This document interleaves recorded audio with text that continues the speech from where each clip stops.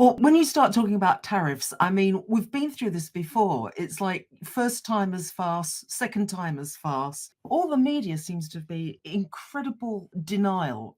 I mean, I'm just appalled across the board. You know, poor Jill Stein and Cornel West, who I think I might actually have voted for, they didn't get a look in. And of course, the Americans were cheated of having the full range of opinions. You've got this weird, very strong polarization now, but it's within such a narrow channel. There is such narrow bandwidth there. So it was a staggering victory. And I think a lot of us were left wondering, well, how bad did Biden's performance over his 4-year term have to be for the American electorate to welcome Trump back from the politically dead?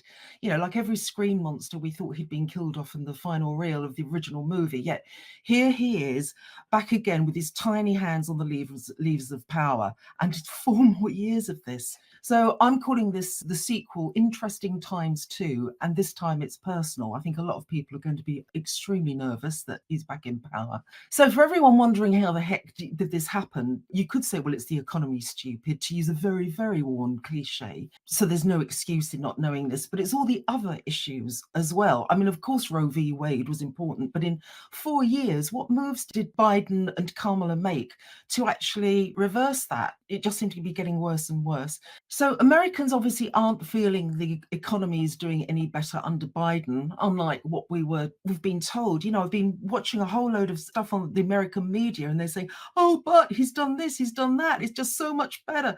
You know, like Matt said, you know, 60% of people just aren't definitely not feeling it. You have all the footage of people, you know, the homeless people or on drugs, just this weird thing that's going on in the streets of America. In the wealthiest country in the world, this is happening.